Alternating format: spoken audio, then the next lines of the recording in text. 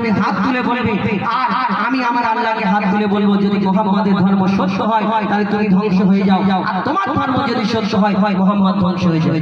এই ঘটনা কি ঘটনা ঘটেছিল এই গজলে মন দিয়ে শুনতে হবে। কবি ছন্দের মাধ্যমে অতি মূল্যবান কথা লিখছে। দেখুন আমার নবী যখন ধর্ম নিতে আসলেন এই দুনিয়াতে কি হচ্ছিল, কারা কারা খুশি মানায়, এই দুনিয়ায় কাবা শরীফের মধ্যে মূর্তিগুলো কি করছিল।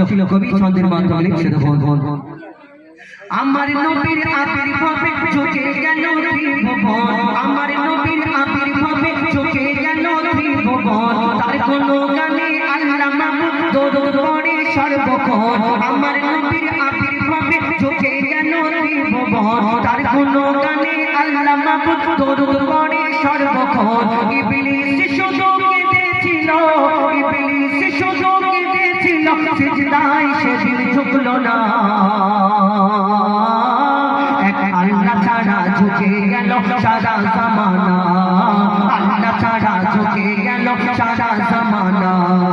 আমার নবীর আবির্ভাবে ঝুঁকে গেল ত্রিভুবন, আমার নবীর আবির্ভাবে ঝুঁকে গেল ত্রিভুবন, তার কোনো গানে আল্লাহ মাহবুব দরুদ পড়ে সর্বক্ষণ। ইবলিস শুধু কেঁদেছিল, সিজদায় সেদিন ঝুঁকলো না। আল্লাহ ছাড়া ঝুঁকে গেল সারা জামানা, আল্লাহ ছাড়া ঝুঁকে গেল সারা জামানা।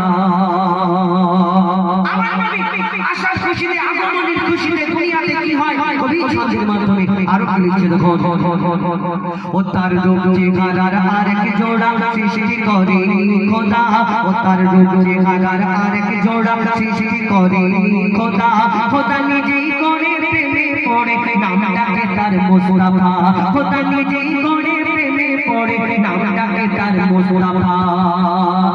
তার তারিফে কলমা কোরআন, তার তারিফে আজান হয়, 104 কিতাবে দিল যে তার পরিচয়, 104 কিতাবে দিল যে তার পরিচয়। সে এলো ধরাই এমন সময়, ও সে এলো ধরাই এমন সময়, তখন খোদাকে কেহ চিনত না।